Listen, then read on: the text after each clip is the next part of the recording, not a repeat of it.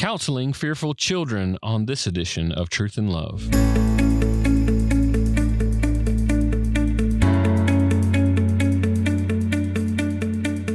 I'm Dale Johnson, and you're listening to Truth and Love, a podcast of the Association of Certified Biblical Counselors, where we seek to provide biblical solutions to the problems that people face. This week on the podcast, I'm delighted to have with me Kelli Dionne. She's been married to Dan. Many of you know Dr. Dan Dionne, speaks at many of our CDTs. She's been married to him for 39 years. They have 3 grown married children, 3 children in loves, and 7, almost 8 grandchildren. And Kelli practiced as a social worker after college and was trained in biblical counseling in the early 2000s. She's been certified since 2013 and received her MABC in 2020. She counsels with Dan at Faith Biblical Counseling Center at Faith Bible Church in Spokane, Washington, working with women, children, and families to bring the gospel and God's truth to bear on the hardships that they face.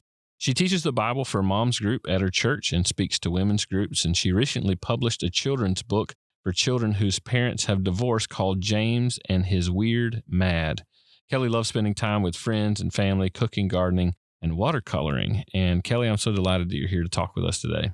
It's good to be here. This is a tough topic, especially when you're dealing with children sometimes who can't express some of the struggles that they have. But I want you to just start by describing why is counseling children important for us as biblical counselors to consider? I have found in the last 10 to 15 years, the demand for help for children has grown in a massive way. Early when I was trained, we didn't really talk about counseling children. I'm not saying that it wasn't a need, but it certainly wasn't a part of my training, or at least emphasized. And especially in the last 10 years, the floodgates have opened and parents are desperate for help. And I think subsequently, we as biblical counselors need to start thinking, Lord, what would you have me do? And it doesn't mean that we do things maybe with the exact same methodology, although I believe we use the basic elements of counseling, but we can learn how to speak to a child in a way that a child can hear us and deliver the gospel and the truth in a way that a child can hear it. But I don't think that we can say no. And our culture is in such a crisis. And so I think now more than ever, we really have to consider how important it is to reach young children. I think that's well said. And I'll use an analogy or a metaphor to describe this. In the same way that so many businesses are booming that are reaching elderly at the moment, where our country foreshadowed that the baby boomers were coming, right? And one of the things that we have to see in the church is as families fall apart, the most vulnerable among them are the children. And what we're going to see consistently is brokenness within the family, which also leads to brokenness within our children. And they're going to exhibit things like what we're talking about today in terms of fear. What are some of the things that you see children being afraid of these days, as you mentioned, with a culture that is so skewed and upside down? Well, I think fear is an emotion, and it's an emotion of uncertainty. And so for young children, they are looking for certainty and for security. And think about what our world is like right now. Everywhere they look, people are afraid or mad. Most of the adults that they see are angry, they're yelling, they're spouting all kinds of dogmatic things that they believe, and they're arguing with each other. And for a child that might just have sort of regular fear, suddenly they're looking around at the adults that are supposed to help them figure out the world, and these adults can't figure anything out. And so it magnifies things that kids tend to be nervous about anyway. And so I'm seeing kids that are coming to me with fear and anxiety because they're afraid to go to the doctor, all the way to, I have been raped and I don't feel safe anymore. But we're seeing it. We're seeing it all. And the sad thing is, our culture is sort of in love with fear. And I think it's almost sort of drinking the Kool-Aid of fear, and it's empowering everyone, just being so worked up everywhere. And that is making children feel extremely insecure. Kelly, even as you were talking and describing the fear that we see of children, and our heart in compassion goes out to those who are the most vulnerable among us. And I'm so grateful for folks like you and others in the church where we see this as a huge need, where we need to be ministering to these young children who are vulnerable. But on the flip side, Jesus warns with a pretty sharp warning, Matthew 18, verse 6. But whoever causes one of these little ones who believe in me to sin, it would be better for him to have a great millstone fastened around his neck and to be drowned into the depths of the sea. And I think about not just parents. My goodness, that's certainly a warning to parents as we think about causing little ones to stumble. But it even causes us as counselors in some way, some trepidation, fear, and trembling as we engage in the lives of young people, that this is serious business. We have to think through how we're going to engage young people. I've even heard you talk a little bit about being fearful when you counsel children. I want you to talk about some of the things that made you fearful as you engage in counseling children. Well, when I first started, the very first child I got to work with, the situation was frightening to me. There was violence in the home. The child was violent. And I started digging through resources, and I was certified at that time, and I couldn't find anything. So that made me fearful right there. Someone give me a book to read. And as I asked, what I was told is, well, you write a book. And I thought, well, that's not what I'm asking right now. Someone tell me what to do, which was one of the reasons that compelled me to get an MABC, because I felt like I needed more security in what I was doing. I think we're very psychologized, our whole culture is. And so for all of us, myself included, as a new biblical counselor, I was intimidated by the things that I didn't know that I thought I better know. Like, I better know everything about child development. I better know everything about any kind of trauma that any kind of child could ever face, because I have to give them the right kind of counsel for the right kind of trauma. And so I would stumble over all of those. It was sort of like when you have a window open on your computer and you're not looking at it, but it's running the whole time.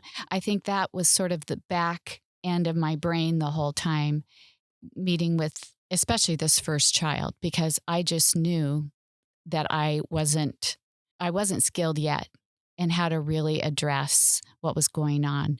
So I don't think I'm unusual in that regard, especially because we're seeing so many kids now. I think a lot of us as biblical counselors, and they've said it to me, I don't counsel children. Oh, no, I don't counsel children. Nope, I don't counsel children. I hear that all the time. And somebody better. And I'm at the point now where it's not the only kind of counseling I do, and actually, I don't counsel a child without their parents unless there's a serious abuse situation. I will require the parents to be in the counseling session. And so what the parents are getting is family biblical counseling. That's not really what they filled out the PDI for, but they want their child to get the help that they need. And I am fully convinced that if we do not help their child, they are going to go somewhere else because they don't care. They want someone to help their child. And I have seen it happen in my own church, where people have gone outside my church because we couldn't get anyone to help their child. And you know what? They don't go to my church anymore. And so we're doing a great disservice to families, and we're missing gospel opportunities to bring the gospel to bear on healing and hope. So we're fearful, but we can't shy away from it anymore, I don't think. No, 100%. I think that's well said. And there should be an honor and reverence when you're working with those who are most vulnerable. But by the same token, that fear should not drive us in such a way that we neglect to minister in the same way that Christ would to little children, those who are again vulnerable. Now let's talk practically. We get into the counseling room and we're addressing a child who is fearful or who's struggling in a lot of different ways. What are some of the tools that you use, Kelly, in the counseling room? I love my tools. I have candy. I have toys. Well, you didn't bring any candy today. I know. Well, it's in my bag, but Okay. it would make a lot of noise, I think, if I pulled it out. But some of these things I learned when I went back to school. and I had some really good teaching about how to engage children. So I do a lot in the initial stages to establish involvement with a child. And my toys are, well, gosh, I have a sand tray and I have figures. I have children's books that I use prolifically. I have artwork. I have Bible verse pages that kids take home and color. I have puppets. I have puffy balls. I like toys, but we start with candy and I usually end with candy as long as that's okay with the parents. So those are some of the little things I have in the counseling room. I love it. I think that's helpful. And you mentioned the parents several times, and I think that's so critical. It's a really important piece of the puzzle. Every counseling situation with a child doesn't mean the parents are wonderful failures, right? What Right, it means right. though is that we respect and honor the social order that God has given, and that we want to engage the parents because they are primarily responsible for discipling this child, for helping this child to grow, to help this child to be disciplined and to grow in wisdom. And we're honoring that. And we know the best way for this to happen is to involve the parents. So I want you to talk about how you engage parents in the counseling process. This is something that I love to do. Typically we get a PDI because a parent has already spoken to us. They've said, boy, something really hard is happening and I need help. And so we'll say, fill out the PDI and come on in. And I always meet with the parents first. And so by the time I'm meeting with the child, I already know the presenting problem. But in that initial meeting with the parents, I talk with them about their value in the life of their child. They are their child's primary shepherd. They are the ones that are to show their children the gospel and the power of the gospel. And so I'm just here to help them in that process. So, in an initial interview with a child, I will really work hard to make the child feel like they are the center of that appointment. However, they don't stay that way. So, what I mean by that is I will go out, I address them first. I talk about candy with them. Truly, I do, because I already know what they like. So, I've already got it because mom and dad told me that already.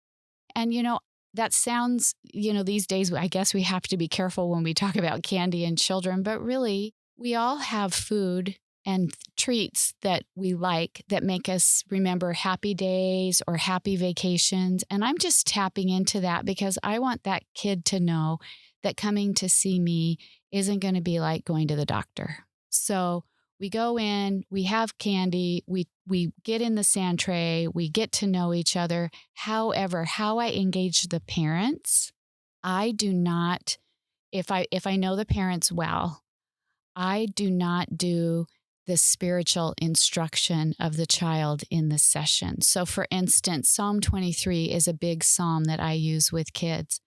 If dad is there, which is my preference, I have dad read the psalm. I have dad do the praying because dad is the spiritual leader of the family. So if I'm teaching a principle that's got some biblical truth in it, which hopefully I'm doing all the time, I'll teach the principle and then I'll say, Dad, what do you think about that? How would you teach that to him or her? Because I want that child's instruction to actually be coming from their parents. The problem is they're all very upset about whatever the event is. And so I'm just stepping in, coming alongside to say, Mom and Dad, you actually can do this before the Lord. You have everything that you need. So I'm just going to hold your hand and show you how to do it. That's outstanding. And Kelly, listen, this has been great to talk through some of this. But I mentioned something at the very beginning of the podcast, a book that you'd written, and what that told me is that you accepted the challenge at some point that someone gave to you that, man, there aren't resources. And so, by the Lord's grace, you wrote this little children's book to help in this area, to add to the literature that will help others who have the same questions. I want you to mention that book and talk a little bit about how that came about and introduce our audience to it. Well, my book is called James and His Weird Mad, but the subtitle is Biblical Help for Children of Divorce. And I wrote it to really get a tool in the hands of biblical counselors so that when a counselor is in the room with a child, they have something to use while they're walking alongside that child. And I use all the great biblical counseling children's books. I use them all, and I assign them as homework. And I want this to be something that mom and dad can take home. So it's the story of James, who wakes up feeling weird and he can't quite figure out why he feels weird. And it's actually because he's really angry because his mom and dad are divorced.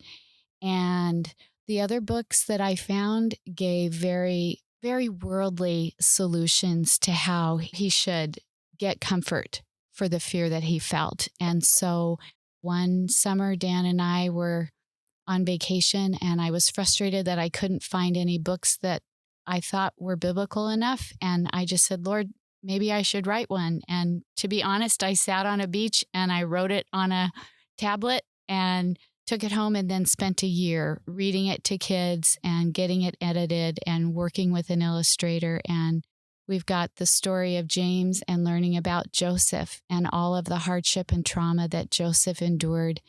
And if God could help Joseph, God could help James, because I believe we need to show children that God is good and God's people want to help him. And God has all the answers that that child needs in his book. And so I want to drive children to his book so that they can learn how great he is.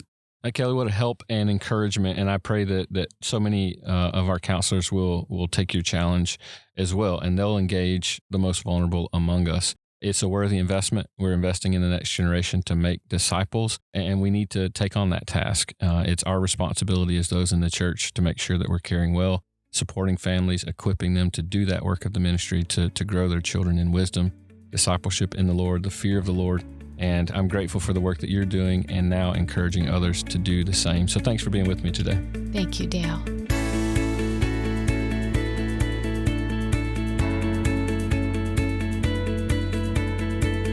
You're listening to Truth and Love, a podcast of ACBC. I want to take a moment and just remind you about our conference this year in 2024, October 7 through 9, The Care of Christ, down in Fort Worth, Texas, at Southwestern Baptist Theological Seminary.